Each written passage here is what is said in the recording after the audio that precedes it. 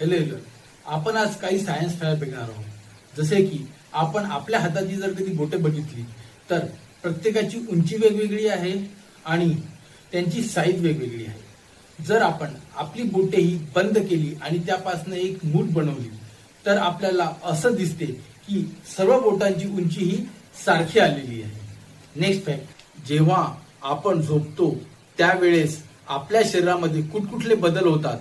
त्यावेळेस आपल्या शरीराला काही कालावधीसाठी का होईना पॅरालिसिस म्हणजे काय अर्धांगवायू झालेला असतो. हे आपल्याला कशा प्रकारे समजेल?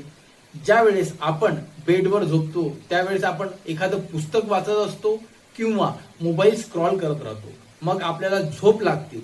मग त्यावेळेस आपल्या हातातलं ते पुस्तक किंवा तो मोबाईल अचानक खाली पडतो. मग तो का बरं खाली पडतो? त्यावेळेस आपल्या शरीराला अर्धांगवायू म्हणजे पॅरालिसिस झालेला असतो. नेक्स्ट फॅक्ट, आपली झोप ही अखंड असते का? हो, आपली झोप ही अखंड नसते. ही एखाद्या पर्वत रांगेसारखी असते. जसं की पर्वतरांग एका ठिकाणी उंच आहे, दुसऱ्या ठिकाणी एकदम खाली आहे. अशा प्रकारे आपली झोप असते.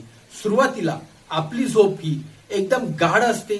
मग हळूहळू आपण त्या झोपेतनं बाहेर येतो. मग परत 2 ते 3 तासासाठी परत आपल्याला गाढ झोप लागते. मग हळूहळू आपली झोप कमी होते आणि एखाद्या ठराविक वेळेला आपल्याला झोप येणे पूर्णपणे बंद होते आणि आपण आपल्या झोपेतनं जागे होतो.